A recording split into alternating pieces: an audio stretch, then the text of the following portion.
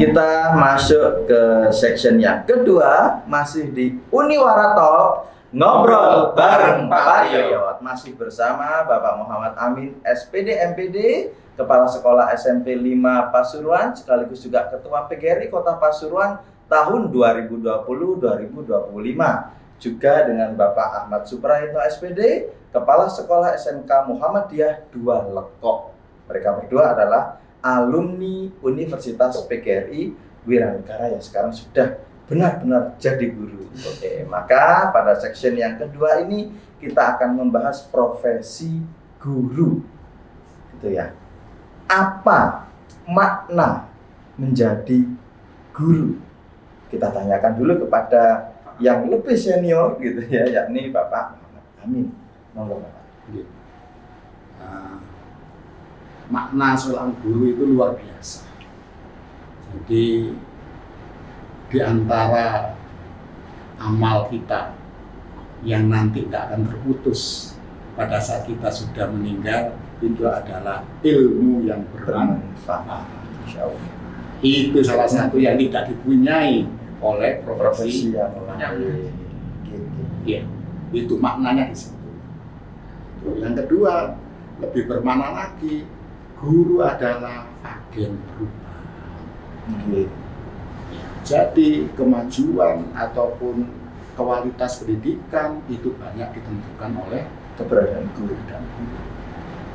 Dengan kita sekarang kondisi, kalau kita bandingkan dulu, kita bayangkan, tidak pernah kita terpikir ada seperti sekarang ya, sebelum pandemi dengan sesudah pandemi. Tapi sekarang sudah kita tahu bahwasanya guru ternyata tidak bisa digantikan oleh teknologi. Ya kan, makna guru di situ nggak bisa. Kan dengan teknologi kita hanya pengetahuan saja. Padahal tugas utama guru itu ada 7. Mendidik, mengajar, membimbing, melatih, mengarahkan, menilai dan mengevaluasi. Mungkin yang 6 itu bisa diganti oleh teknologi, tapi mendidik tidak bisa diganti oleh teknologi. Iya, benar. Itu tugas utama guru. Kebermaknaannya di sebelah situ ya, Pak ya. Jadi tidak bisa sudah. Iya kan? Tidak bisa karena mendidik itu yang luar biasa. Karena mendidik itu butuh keteladanan. Tidak bisa hanya dengan teori. Iya kan? Nah, di situ seperti itu. Jadi itulah. Jadi makna seorang guru di sini. Jadi yang pertama tadi otomatis guru mesti memberikan ilmu. Kita bisa bayangkan kalau saya ngajar sudah sekian puluh tahun berapa orang yang sudah diberikan ilmunya dan mereka memanfaatkan.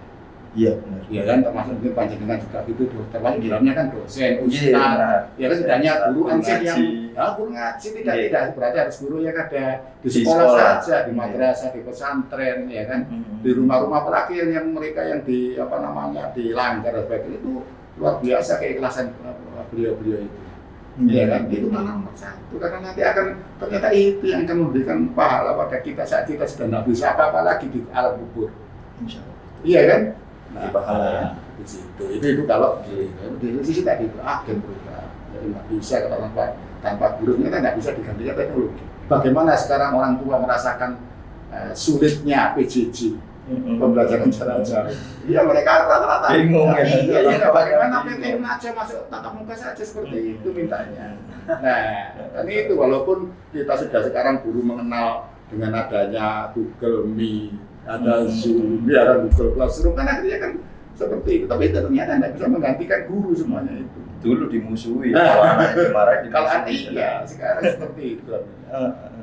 Jadi itulah makna daripada seorang guru, minimal 2 tadi itu sebagai tadi guru. Yang kedua adalah sebagai agen perubahan dan memang gurulah yang dibutuhkan untuk bagaimana meningkatkan kualitas atau mutu. Oke, itu tadi ya, bagaimana bermaknanya untuk menjadi seorang guru sudah kita dengar dari Bapak Muhammad Amin. Oke, sekarang berlanjut pada kesan gitu ya, berkesanan ya. Jadi kalau tadi kebermaknaan, sekarang kesannya menjadi guru itu seperti apa? Mungkin bisa kita tanyakan yang ya kalau bisa dikatakan masih juga apa ya, lebih baru ya daripada Pak Amin ya, kalau Pak Ahmad ya untuk jadi guru. Nah, pasti masih kerasa kesan-kesannya. Jadi kalau manten baru itu masih tahun-tahun pertama Pak, gitu ya, masih berkesan Pak. Iya. Coba Pak Ahmad, kira-kira kesan pertama atau mungkin yang dirasakan sampai sekarang ketika jadi guru itu bagaimana? Kesan menjadi guru itu ya mau dijelaskan itu ya terlalu banyak lah gitu Pak ya. Mungkin kesan jadi guru dibandingkan dengan yang lainnya itu lebih istimewa di guru Pak. Di sini kita banyak belajar ya, menghadapi beberapa karakter dan watak daripada siswa. Terkadang kita juga bisa dibikin oleh siswa itu dengan tingkah macam-macamnya siswa, dengan berbagai macam latar belakangnya siswa, dan juga dalam mendidik, dalam mengajar, kesannya kan di sekolah ini adalah salah satu bentuk dari rekreasinya guru, Pak. Bentuk dari rekreasinya guru. Jadi asal usul dari rumah kita seperti ini, kita nyampe di sekolah harus fresh, harus senang menghadapi siswa. Kalau seandainya nanti kita sebagai guru nyampe ke sekolah, kelihatan gitu seperti itu. Bagaimana nanti siswa kita kan seperti itu. Iya. Jadi kesannya ya di situ. Sekolah itu adalah taman rekreasi. Jadi sejenuh apapun, sesulit apapun, kita ketika berhadapan dengan siswa kita, ya semuanya itu terasa senang, hilang sudah. Ya membaurnya di situ dengan guru-guru, kayak gitu ya, dengan siswa, itu Pak kesannya itu. Itu kesan jadi guru ya. Jadi guru kesan pertamanya adalah sekolahan itu jadi taman rekreasi ya. Biar harus bahagia, tidak boleh jenuh gitu. Gurunya harus fresh. Kalau gurunya aja udah jenuh, udah bosen, udah suntuk, masuk ke kelas mukanya bete gitu ya. Kalau ketemu anak-anak, ya siswanya tambah bete juga gitu ya. Oke, itu kesan Rahmat yang dirasakan sampai sekarang ketika menjadi guru. Nah, kalau berikutnya pertanyaannya adalah kesulitan untuk menjadi guru. Mungkin yang paling bisa menjawab adalah Pak Amin. Karena kan sudah banyak gitu ya yang sudah dialami Pak Amin ya, selama mulai dari lulus SMA sudah merasakan jadi guru, lulus diploma di tahun 90 ya Pak ya. Kemudian jadi guru 91, diangkat menjadi pegawai negeri di bidang pendidikan juga jadi guru gitu ya. Kesulitan jadi guru itu bagaimana sih Pak? Menurut saya nggak sulit jadi guru. Kalau dari yang saya sebutkan tadi itu, dari 7 tugas guru, tugas utama guru tadi, yang sulit itu yang pertama itu mendidik itu ya. Contoh yang paling gampang yang sering saya sebutkan pada teman-teman itu. Jadi kita itu melarang murid kita rokokan, tapi gurunya merokok. Ya tapi kan nggak di kelas Pak ya. Oh iya kan sama saja. Sama saja. Iya kan? Itu adalah contoh secara langsung. Iya, itu yang sulit mendidik itu karena apa? Harusnya kan antara ucapan dengan tindakannya harus sama. Iya, harus sama. Yang harus dilakukan oleh anak-anak seperti itu. Itu paling contoh yang gampang. Yang kedua, muridnya nggak boleh datang terlambat. Ternyata gurunya terlambat. Kesulitannya berarti yang utama ngasih contoh ya Pak. Aduh, berat itu. Di pendidikannya lah ngajar ilmunya, insya Allah namanya guru kan ya S1 rata-rata. Sudah baca. Iya kan S1 Pak. Biasanya S1 sarjana. Yang ngajarnya di SD, SMP gitu kan, SMA. Insya Allah kan ilmunya sudah lebih menguasai teknik pembelajaran, metode pembelajaran, ya penguasaan silabusnya, RPP, kan macam-macam insya Allah dikuasai semuanya. Iya kan? Nah, cuma mendidiknya memberi contoh memberi contoh gampang, menjadi contoh yang itu Pak. Kalau memberi contoh gampang lihat YouTube Pak ya. Menjadi contoh yang teladanan. Iya kan? Karena kita karena ya kalau yang orang muslim itu kan semuanya dicontohkan. Contoh Rasulnya kan dicontohkan semuanya. Iya kan? Bahkan yang disampaikan itu adalah tidak ada sifat-sifat Rasul itu kan sidik, amanah, tabligh, cerdas itu baru yang keempat. Tapi yang 3 ini adalah semuanya kaitannya dengan memberi contoh, mendidik semuanya ini. Bahkan saya sampaikan kalau ada anak dan sebagainya itu, sebetulnya kalau kita ngomong kecerdasan anak, nggak bisa disamakan. Iya kan? Nah, anak itu yang ada pintar matematikanya, pintar IPA-nya, tapi mungkin di yang lainnya pintar olahraganya, pintar seninya. Iya kan kalau seperti itu. Tetapi kalau terkait dengan mendidik tadi, nggak perlu butuh pintar dan tidak, perlu butuh mau apa tidak. Iya kan? Apalagi kan dulu tadi kalau sudah dicontoh yang bagus seperti ini, kan begitu. Nah, seperti itu. Jadi yang susah menurut saya adalah bukan mengajar menurut saya, tapi mendidik itulah yang susah. Betul. Gitu ya, mendidik, memberi contoh, menjadi contoh. Ya, sorry. Kalau cuma memberi contoh pakai YouTube aja. Tapi kalau menjadi contoh itu menjadi contoh yang susah. Itu betul kata Pak Amin tadi itu, Pak. Jadi gini ya, orang di luar sana itu tidak membaca kitabmu tapi melihat tingkahmu. Ya. Seandainya kalau secara konteks mungkin masuk ke agama Islam, orang di luar Islam itu tidak melihat kitabnya. Oh seperti ini ternyata Islam dari segi Al-Quran, enggak. Yang mereka lihat itu adalah tingkah orang Islamnya, kan gitu Pak ya. Kalau seandainya tingkah orang Islamnya sudah benar, maka orang menilai bahwa Islam itu bagus. Tetapi kalau yang menjadi contoh kurang bagus, akhirnya kitabnya kelihatannya nggak bagus. Jadi nggak bagus ya, karena contohnya kelihatan jelek. Siapa yang menjadi contoh?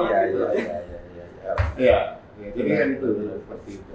Itu ya teman-teman ya, luar biasa. Jadi kita dapat ilmu baru melalui podcast ini bahwa yang sulit untuk menjadi contoh, sulit untuk menjadi contoh. Nah, ini teman-teman yang sekarang sudah jadi guru atau bercita-cita untuk jadi guru, maka pelajaran yang pertama adalah coba untuk jadi contoh yang benar. Iya. Oke, luar biasa ini, mantap. Oke. Mungkin yang kalau Pak Amin mungkin sudah lama ketemu namanya siswa bandel, siswa bebal, pakai kandani gitu ya. Tapi kalau Pak Ahmad mungkin baru-baru ini juga pasti menemukan yang bandel gitu ya. Gimana mengatasinya? Monggo Pak Ahmad. Untuk menghadapi siswa bandel itu Pak ya, terkadang memang Bapak Ibu guru ini kalau menemui siswa yang memang over Pak ya gitu Pak ya, over super bandel, terkadang kita juga kesulitan mau diapakan ini anak, mau dikasih hukuman seperti apa, mau diingatkan seperti apa, seperti itu Pak. Mungkin guru nanti saran saya ada pendidikan sekolah menangani siswa yang seperti itu juga Pak. Khusus ya, mata kuliah menangani bandel gitu ya. Tetapi yang terakhir Pak, cara mengatasi siswa setelah dipanggil, dinasehati, kan seperti itu Pak ya, dipanggil orang tuanya biar nanti tahu dan sama-sama menasehati. Yang terakhir yaitu kita doakan siswa tersebut. Setiap sholat, mungkin ini yang dirasakan oleh setiap pimpinan, baik itu kepala sekolah atau Pak Amin selaku ketua PGRI, gitu Pak ya. Itu pasti setelah sholat yang namanya siswa kita fatihah. Jangankan siswa, yang namanya guru kita fatihah. Kalau seandainya kita tidak libatkan Sang Pencipta dalam setiap urusan kita, semuanya akan terasa kesulitan. Jangankan menghadapi siswa, menghadapi guru pun kita juga kesulitan. Kan seperti itu Pak ya. Menghadapi guru pun dengan berbagai latar, ada yang ibu rumah tangga, ada yang tulang punggung, kan seperti itu. Sebagai pimpinan ini. Nah iya, ya. Akhirnya kami sebagai pimpinan menghadapi beberapa guru yang seperti itu juga kesulitan. Tetapi kalau kita sambil bermunajat, kita fatihah, kita doakan, lah itu sama Allah dimudahkan. Itu yang saya rasakan. Dulu pernah Pak, terlalu mengandalkan sistem program dan sebagainya, kita maksimalkan dan seterusnya. Tetapi hasilnya terkadang mengecewakan. Tetapi ketika kita libatkan Fatihah di dalam tiap-tiap kita bermunajat, itu terasa mudah Pak. Sesulit apapun permasalahan, itu kesannya itu diberi jalan, dipermudah. Dan alhamdulillah itu yang saya rasakan. Oke, itu ya teman-teman ya. Jangankan tentang siswa bandel, guru saja juga bandel gitu ya. Ya jadi narasumber kita berdua apa yang ada di sini ya, yang narasumber kita ini tadi adalah kepala sekolah gitu ya. Bahkan Pak Amin sudah jadi ketua PGRI Kota Pasuruan, pasti tahu lah ya gitu ya. Bagaimana bandelnya Bapak Ibu guru gitu ya, bandel.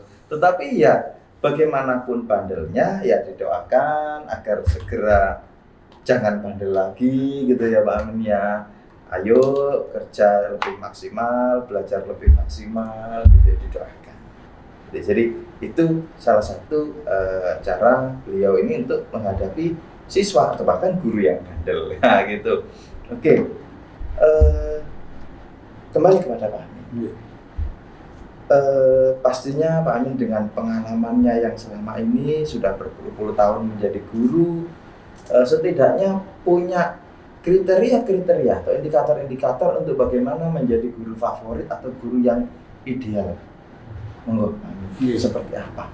Jadi guru favorit ataupun guru yang ideal, saya bahkan pernah dulu juga mengadakan semacam angket gitu ya kepada apa namanya siswa terkait dengan guru favorit atau guru ideal itu ya gini, ini yang mungkin perlu kita bedakan dulu. Jadi kadang-kadang ada beda tipis antara guru peduli dengan guru keren. Oke, peduli dan keren. Nah ini bedanya apa Mas? Atau mungkin ada guru sabar dengan guru yang noreken noreken sabar kan noreken sabar noreken gitu Pak. Jadi itu yang mungkin perlu lakukan kita dulu. Jadi ada itu dan jadi seperti itu, ada seperti itu lah. Jadi ada guru-guru yang peduli itu oleh anak-anak dianggap keren. Contoh misalkan ya, kelengkapan seragam. Itu kalau guru-guru yang peduli anak-anak yang nggak lengkap seragamnya kan dalam rangka apa? Dia berseragam dengan atribut lengkap, mendidik ke disiplin. Ya kan, nggak ada sehingga nggak pakai B tadi mengingatkan. Itu guru-guru yang peduli begitu. Bahkan dimarahi ya Pak ya. Bahkan ada hukuman macam-macam. Iya kan? Nah, itu oleh anak-anak dianggap keren. Padahal dia peduli. Di satu sisi ada guru tadi itu acuh tak acuh. Tapi dianggap kenapa kalau anak-anak? Iya. Ini anak-anak. Iya kan? Nah, itu yang mungkin harus kita bedakan, kita itu seperti itulah. Yang kita harapkan adalah guru yang peduli tapi tidak ada kesan keren tadi. Oke, peduli tidak ada kesan keren. Itu yang mungkin sekarang yang perlu bagaimana kita. Nah, sehingga orang-orang seperti itu biasanya sangat menginspirasi anak-anak, sangat diidolakan oleh anak-anak. Iya kan? Nah, cara-cara guru kan macam-macam Pak ya. Guru itu memang yang ada satu seperti ini ya. Bahkan ada guru-guru anak-anak, guru yang dekat dengan anak-anak kan seperti itu Pak. Berarti komunikasi Pak, komunikasi antara guru dengan anak-anak. Peduli tapi tidak justifikasi, tidak dengan menuduh, memarahi gitu ya. Itu ada kaitannya dengan yang pertama tadi. Siswa bandel itu ada kaitannya dengan itu sebetulnya. Kalau dulu saya masih muda, di usia ya waktu itu kan masih guru sekitar usia 20 tahun.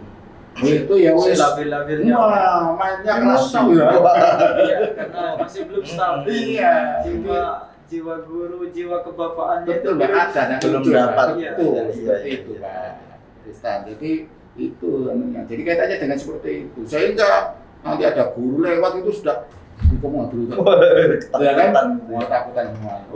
Tak masuk guru sekolah seneng. Nah, itu kan seperti itu, Pak. Tidak dirindukan Jadi seperti itu tidak hanya dialami oleh Pak Amin. Itu pun juga dialami oleh saya pribadi, Pak. Tentu nanti bakal dialami sama teman-teman ada mahasiswa ini. Soalnya gini, kalau di usia masih muda, darah muda itu cepat Pak. Cepat emosi itu kan darah muda. Tetapi ketika bertambah usia, semakin kenal dengan siswa, semakin lama bergaul dengan siswa, akhirnya seperti Pak Amin sekarang ini, guru idola. Itu guru idola. Dulu memang yang kedua memang terkait dengan transformasi pengetahuan Pak ya. Kalau dulu itu saya mukulan itu ya, dan tidak pernah ada protes orang tua. Berarti mukul tidak apa-apa atau mukul bagaimana Pak? Tidak apa-apa ya pada saat itu. Tidak sampai jadi masalah. Jadi tidak sampai, karena dulu itu sekitar tahun saya ngajar tahun 90-an itu kan tidak terlalu banyak orang yang dipersoalkan secara hukum. Aturan itu masih belum ada. Iya Belum kan? ada. Nah, saat ini kan tidak itu namanya. Ya, dikit-dikit lapor sekarang ya. Kalau dulu kan mendidiknya itu bukan hanya guru di sekolah, Nah. tapi guru di rumah. Gitu. Kalau guru di sekolah memarahi anaknya, Pak, lapor ke guru yang di rumah. Guru yang di rumah Dipukul menyampaikan, pukul aja. Iya. Kan gitu Pak ya. Orang tua Kalau zaman malah dulu nggak mungkin zaman dulu orang tua zaman dulu ngomong nggak mungkin kamu dimarahi Pukul, guru, kalau guru, nggak salah. kalau kamu nggak salah. Iya. Tetapi tadi itu ada hikmah dibalik sendiri sekarang dengan pandemi ini. Mereka bagaimana sulit Tahu rasanya didik gimana anaknya sendiri. sehingga sekarang Jangan-jangan mukulnya lebih keras ya dari guru. Kalau guru mungkin ada takutnya bukan anaknya gitu Pak ya. Iya. Jadi yang guru ideal itu ya menurut saya ya guru yang memang bisa menginspirasi anak. Iya kan? Oke. Jadi ada kedekatan dengan anak-anak. Tapi tidak sampai pada tahap ngelama Pak ya Pak. Nah itu takutnya ngelama Nah, Pak. itu Jadi kadang-kadang seperti terlalu itu. dekat Nah, anak akhirnya. Nah, supaya bagaimana tidak ada kesan itu. Iya kan bagaimana itu, jadi tetap harus kita jaga ya seperti itu, jadi tidak terlalu dekat saja enggak. Jadi mereka juga anak-anak tetap hormat pada gurunya, hormat. tetapi mereka juga tidak menganggap ini guru ini keren dan sebagainya. Berarti wibawa tetap harus dibawa ya. Iya, sebagai seorang guru seperti itu. Iya Pak, karena saya sendiri terus terang Pak, ketika saya keluar 2017 jadi guru itu karena saya merasa ini saya kayak nggak ada gunanya jadi guru nih, gara-gara ya anak-anak juga nilai kurang, guru yang harus mendatangi. Semoga aja dengan kebijakan ke depan wibawa guru dijaga gitu ya, jangan sampai hanya masalah nilai kurang, harusnya kan siswa yang bingung nilainya kurang datang ke guru belajar, ini enggak, gurunya yang cari, ayo nak ngulang gitu ya, ngulang-ulangannya remedi gitu. Sik Pak, bal-balan dhisik gimana ini gitu ya. Jadi semoga aja ke depan juga akan ada regulasi yang bagus untuk menjaga wibawa guru. Karena ya itu tadi, gurunya juga perlu dihormati gitu ya. Jadi tidak sekedar komunikatif, peduli, tapi juga perlu wibawa. Terlalu komunikatif juga salah. Nanti dikira kok seperti temannya seenaknya, seenaknya jambar gitu ya. Jadi teman-teman ya, sudah kita temukan jawaban bagaimana jadi guru yang favorit dan ideal. Tapi saya masih itu tadi yang peduli sama tapi enggak kelihatan emosional gitu. Iya, mohon maaf ya teman-teman kalau saya emosional. Iya, kadang-kadang saya agak emosi juga gitu merasakan. Iya, berarti ideal Pak ya. Ideal namanya ideal ya. Iya kan? Tapi kalau nggak ideal tadi itu, otomatis kalau dia sudah peduli mesti keren. Iya. Karena itu nggak ideal kan gitu ya. Saya peduli sama kamu Randy, makanya saya keren sama kamu. Kan yang begitu kan ya, harapannya idealnya nggak begitu. Jadi tetap kita peduli. Ini Pak biasanya yang promokan saya katanya keren Pak. Teman-temannya ditakut-takuti jangan kuliahnya Pak. Saya juga begitu kan. Iya. Apalagi kan dulu kesannya namanya lama guru matematika rata-rata keren. Wah iya, guru matematika ini ya. Kalau guru bahasa Indonesia sabar-sabar. Apa? Anaknya nakal-nakal buatkan puisi. Gitu. Kalau matematika anaknya nakal sikat penggaris. Senjatanya penggaris. Seperti itu dulu. Tapi tadi itu dengan berlakunya usia, kematangan, dengan berkeluarga dan sebagainya itu akan memunculkan jadi rasa empati kepada anak-anak ya. Seperti itu. Karena tadi itu tidak ada murid yang bodoh, tidak ada murid yang bandel kan gitu kan ya. Nah, cuma ketemu saja bagaimana cara menangani. Karena ada batu itu dipukul sekali sudah pecah ya. Tapi ada batu yang dipukul 5 kali baru pecah. Nah, seperti itu mestinya. Pecah kalau nggak rusak nggak apa-apa, tapi pecahnya pecah rusak. Nah ini yang masalah ya. Nganggur nggak sekolah. Bukan. Artinya sifat kerasnya ini itu lah Pak, yang bisa kita rubah. Kebandelannya tadi. Jadi yang berarti yang dimaksud pecah tadi, bagaimana memecahkan kebandelan tadi itu. Ya kan anak bandel, anak bel itu kan enggak itu. Hatinya anak itu kan lembut, tidak sekeras batu. Batu saja yang keras bisa pecah, apalagi hati manusia. kan gitu. Itu kan apa yang tadi doakan itu nomor satu. Itu nomor satu. Jadi kalau guru tidak pernah mendoakan muridnya, Dipertanyakan. nah, Berarti nomor satu poin pertanyaan tadi itu masih diragukan. betul. Masih sampingan. Masih sampingan. Tadi kan di seksi pertama kita jawab ya. Paling yang sering-sering didoakan, ya Allah lancar usaha saya gitu mungkin Iya. ya. Bukanlah lancar siswa dalam belajar dan berangkat ke sebagainya. sekolah bawa gorengan, bawa apa gitu ya. Jadi kan ada guru bawa gorengan ke sekolah. Jadi bingung nato gorengan coba ngajar. Aduh Bu, ayo Guru Bu. perjuangan itu. Iya. Guru perjuangan. Ayo Bu ngajar dulu gorengannya ditinggal Bu ya. Aduh ya, tapi ya memang gimana ya, itu usaha gitu ya Pak ya. Oke. Pak Ahmad, guru sekarang. Pak Ahmad kan guru sekarang ya Pak ya. Pak Ahmad guru sekarang. Harus bisa apa sih Pak untuk jadi guru sekarang dengan teknologinya anak-anak? Kadang lebih pintar anak-anak ya Pak ya Betul. daripada kita. Maka kita harus seperti apa? Bisa apa? Seiringan dengan perkembangan zaman seperti ini, otaknya Bapak Ibu guru juga ini ya harusnya di-upgrade juga, Pak. Jadi saya terkadang merasa malu ketika melihat Bapak Ibu guru senior saya, dan kebetulan beliau itu lebih mumpuni, lebih menguasai materi daripada saya, entah itu apapun bentuknya. Dan kenapa yang muda-muda ini masih kalah dengan yang lebih daripada kita usianya? Padahal ini adalah eranya kita Pak ya, ini zamannya kita, kemajuan teknologi dan sebagainya ini adalah eranya kita. Jadi Bapak Ibu guru sekarang yang harus dibutuhkan itu harus multi talenta juga Pak. Ya, multi talenta. Kenapa? Ini nanti yang bisa kita berikan kepada siswa dan bisa dicontoh oleh siswa. Yang miris itu ketika melihat guru hanya memainkan komputer dan sebagainya, yang mainan anak-anak itu tidak bisa. Ini pertanyaannya saya Pak. Padahal usianya masih muda, ini tidak bisa, apa tidak mau bisa? Kan gitu Pak ya?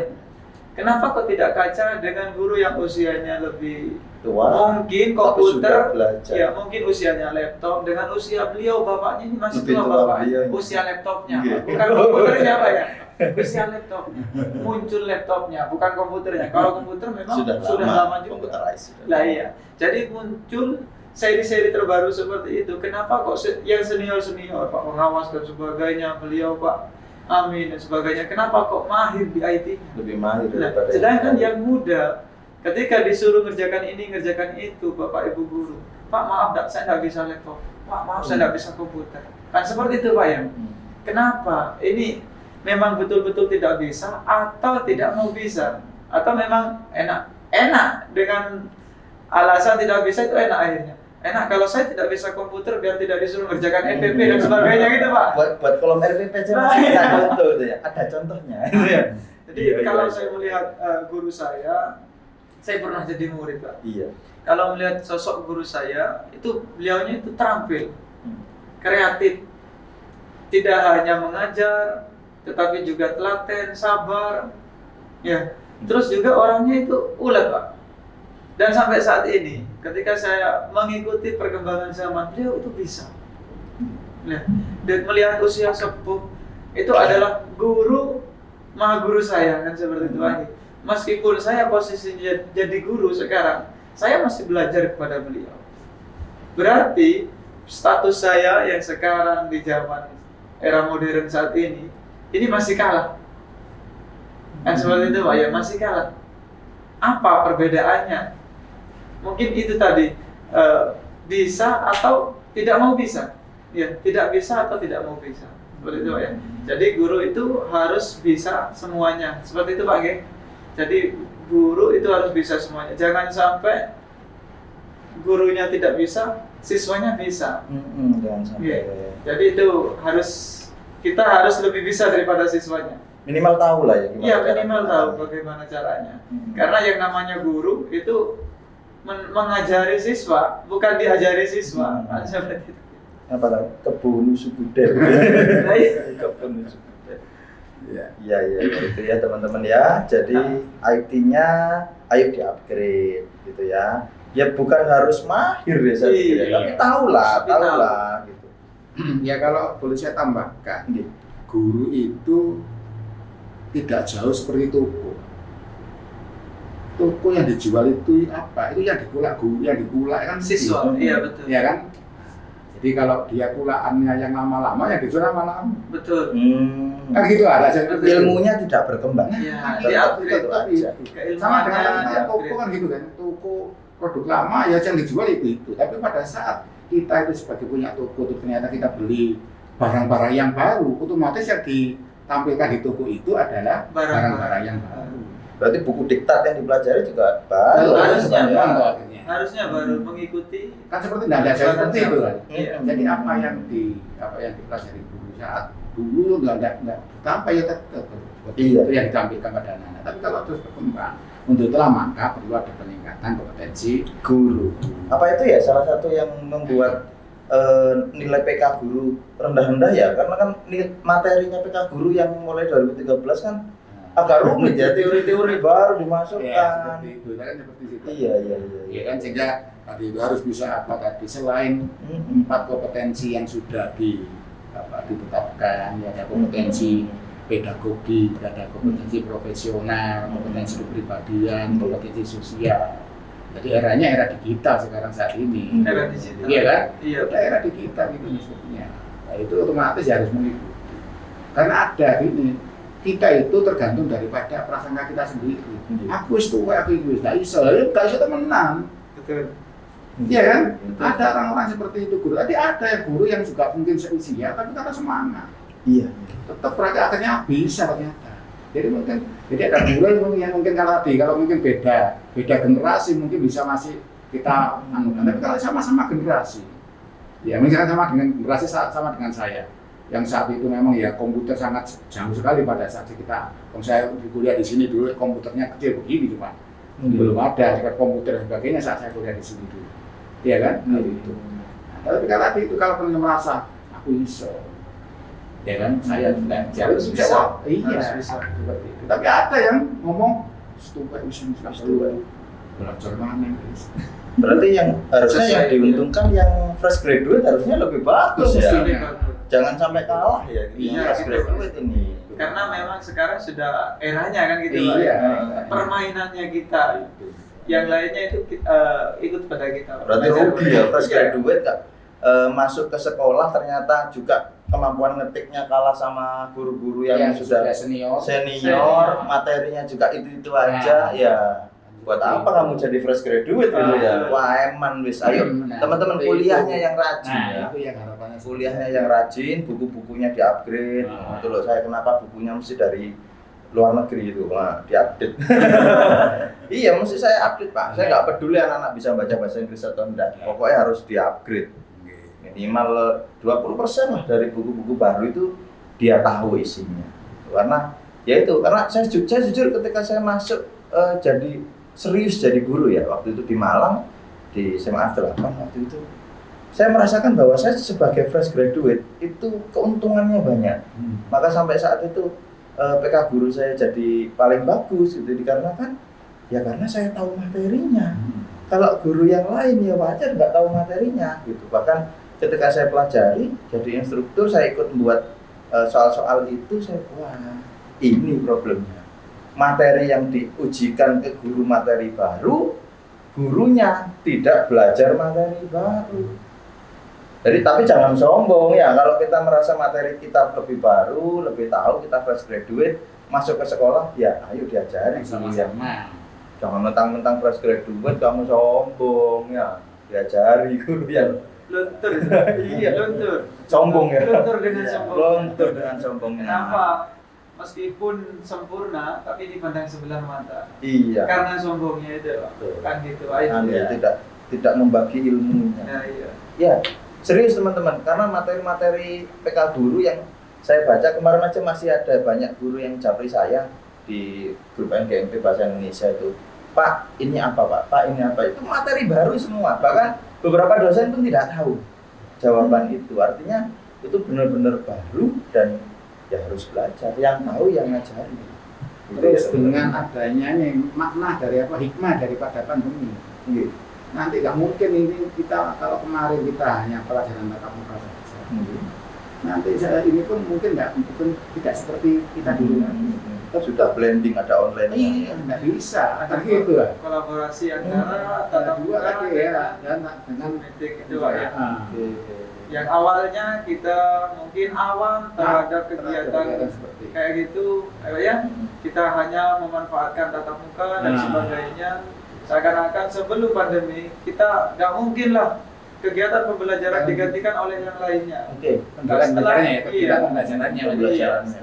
Setelah ada pandemi akhirnya muncul pembelajaran jarak jauh PJJ. Berarti penguatan pada materi-materi digital ya Pak ya. Harus bisa apa kita? Jadi itu. Kan akhirnya kan ya alhamdulillah dengan seperti ini mereka walaupun yang guru-guru yang senior ini agak juga tapi mereka mengikuti, mereka punya kenal seperti Google. Meskipun awalnya perlu diarahkan ini caranya ini seperti itu gitu. Bahkan sekarang mereka kan dengan mudahnya membuat Google Classroom. Oke, iya kan? Iya kan? Univara punya Pak baru tapi belum diaktifasi ya. Sudah launching namanya Wirabimbel ya. Wirabimbel ini seperti itu. Ada Wirabimbel Univara. Semoga dengan ini ya Pak PLT Warek 1, Pak Fuad ya Pak Dr. Fuad ini sedang dibutuhkan gitu ya Wirabimbel, ayo segera diaktifasi biar bermanfaat bagi masyarakat Pasuruan. Kabarnya sih gratis Pak. Jadi Wirabimbel itu ada seperti apa ya? Kelas guru itulah ruang guru ya, seperti ruang guru didesain seperti ruang guru. Jadi guru-guru bisa masuk akses ke situ, ngisi-ngisi materi, ngisi video, diupload, siswanya yang akses itu. Semoga berhasil ya Univara dengan pengembangan Wirabimbelnya. Ini kita berharap banyak terhadap Wirabimbel dan Univara. Oke, itu tadi sudah kita ulik secara sangat mendalam tentang bagaimana profesi guru dari dua orang narasumber alumni Universitas PGRI Wiranegara yang sudah benar-benar guru. Nah, jadi teman-teman kan banyak ya yang masih belum guru karena tadi katanya sampingan gurunya.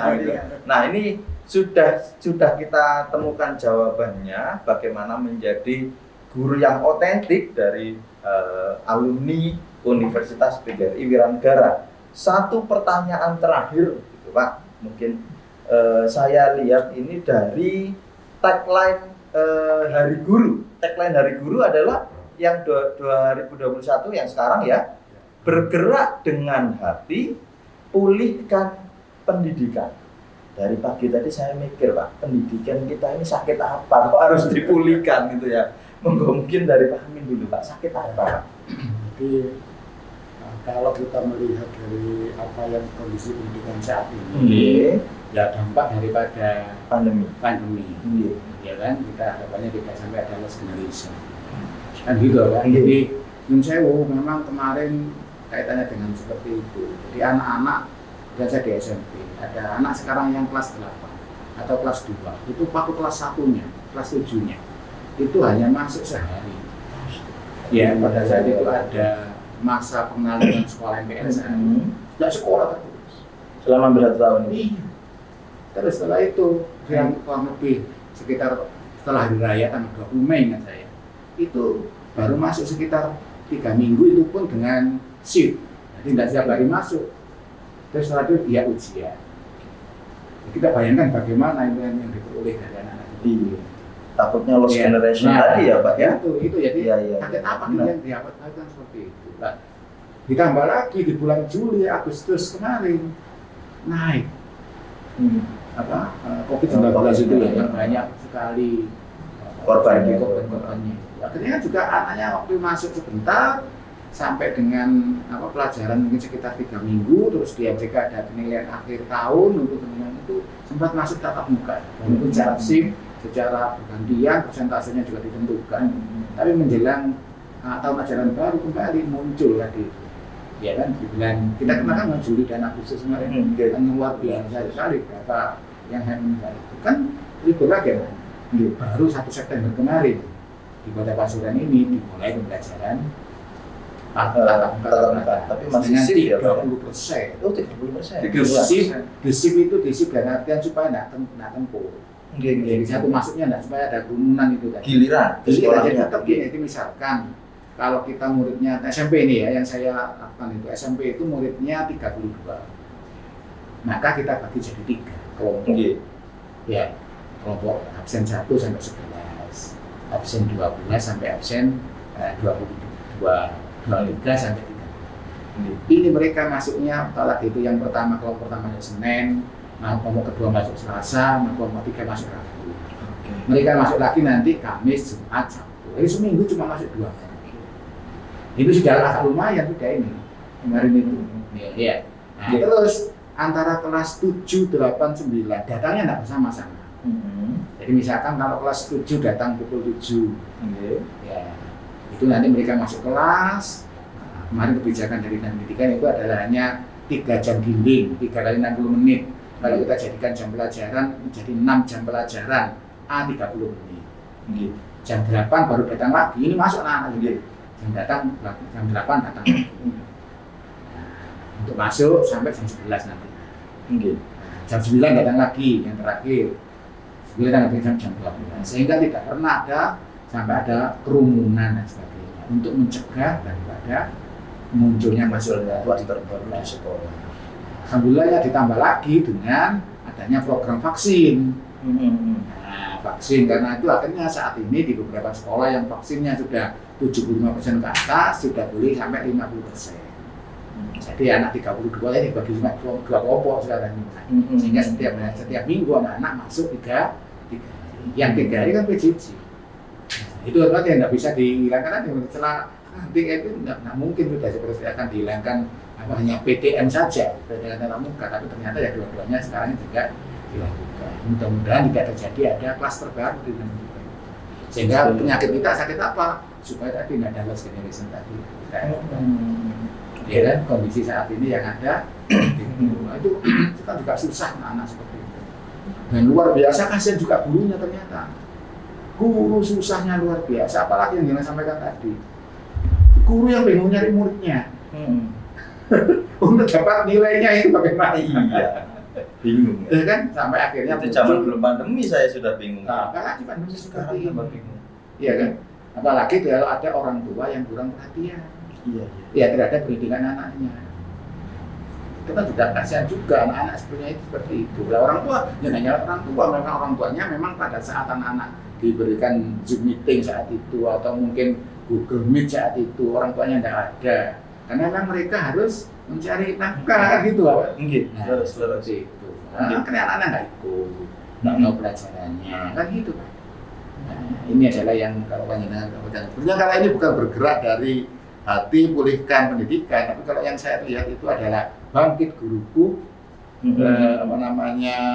maju negeriku. Bangkit guruku maju negeriku. Ya, jadi yang kalau yang di guru saat ini itu saya lihat itu bangkit negeriku, maju guruku, Indonesia tangguh, Indonesia tumbuh. Itu tagline yang Indonesia ya. Itu kira-kira yang bisa sampaikan. Itu teman-teman ya. Jadi pada intinya adalah kita sangat mengkhawatirkan adanya lost generation, ya, lost generation. Di mana kita dihadapkan pada bahaya bagaimana jika satu generasi itu rusak karena tidak ada pendidikan. Nah, maka ini kembali pada pertanyaan yang pertama tadi, makna adanya seorang guru. Ayo teman-teman, saya sebagai perwakilan dari Universitas PGRI Wiranegara yang salah satunya juga salah satu kampus yang menyediakan pendidikan keguruan di Kota Pasuruan. Ayo kita berbondong-bondong untuk bercita-cita dan menakdirkan diri kita untuk jadi seorang guru. Insya Allah guru itu bukan pekerjaan sampingan, melainkan pekerjaan utama. Utama bukan karena penghasilannya, tetapi karena tanggung jawabnya. Maka kita akan menjadi generasi yang bertanggung jawab, generasi yang memiliki kiprah untuk memajukan Indonesia. Itu yang bisa saya petik dari Uniwarantok ketiga dengan alumni Bapak Muhammad Amin SPD MPD dan Bapak Ahmad Suprayitno SPD. Demikian Uniwara Talk. Saya akhiri, saya undur diri, saya Tristan Rahmawan untuk Uniwara Talk, ngobrol bareng Patriot. Assalamualaikum warahmatullahi wabarakatuh. Terima kasih. Luar biasa Pak ya Allah, sudah ilmunya. Semoga bermanfaat bagi teman-teman.